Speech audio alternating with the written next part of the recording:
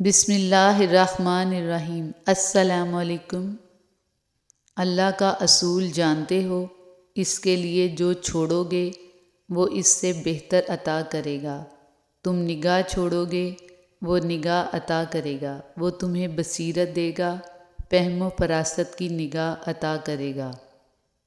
اگر تو چاہتا ہے کہ اللہ رب العزت تمہیں بخش دے تو لوگوں کے ساتھ نیکی کر۔ زندگی امتحانوں سے بھری پڑی ہے۔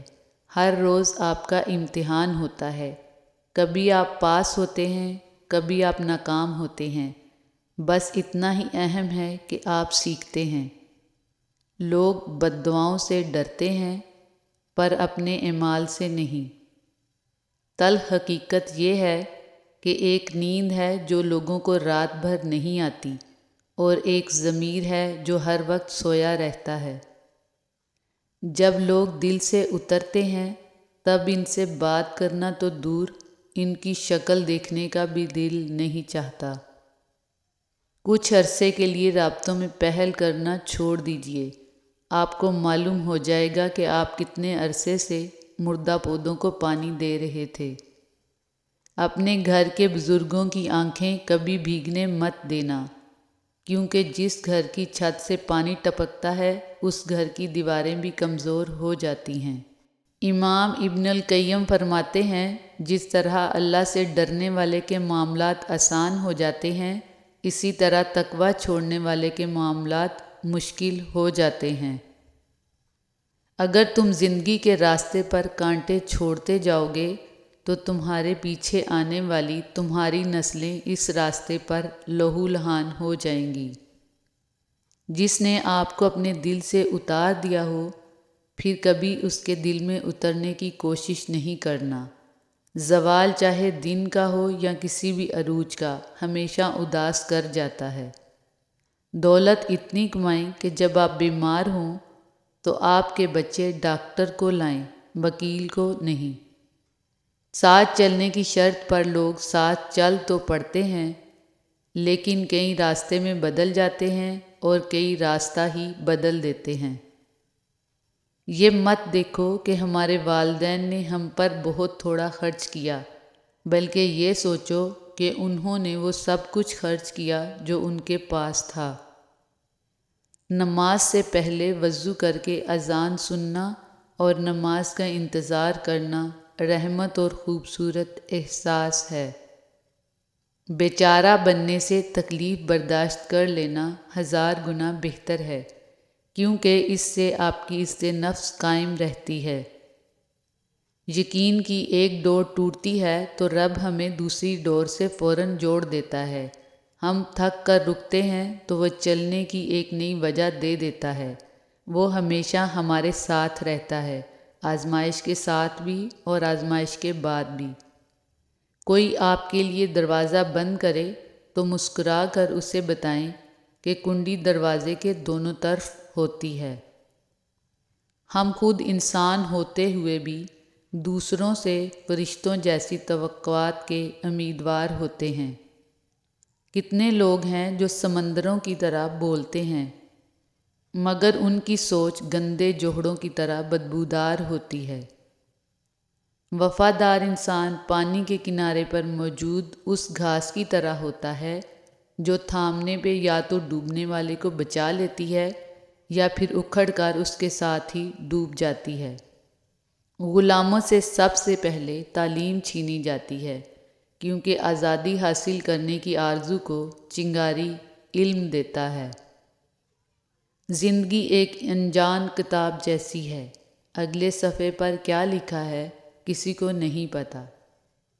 اگر یہ دیکھنا چاہتے ہو کہ دنیا تمہارے بغیر کیسی ہوگی تو بس یہ دیکھ لو کہ جو لوگ مر گئے دنیا ان کے بغیر کیسی ہے۔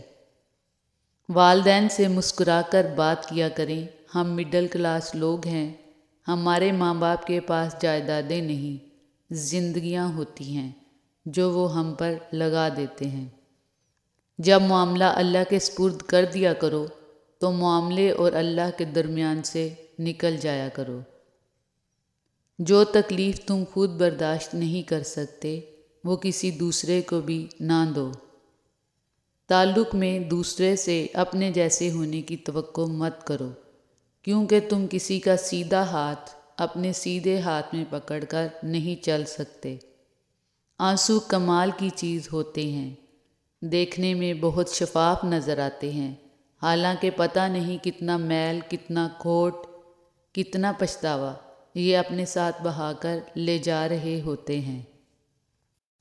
پرندے بڑے صوفی مزاج ہوتے ہیں، اپنے ساتھ کی جانے والی نیکیاں خوب یاد رکھتے ہیں اور اندر کہیں دل سے دعا دیتے ہیں، رازق سے رزق وصول کرتے ہیں اور شکر ادا کرتے ہیں، اپنے رب کی ناشکری نہیں کرتے، اپنے حصے کا کھا کر باقی ماندہ دوسروں کے لیے صدقہ کر دیتے ہیں۔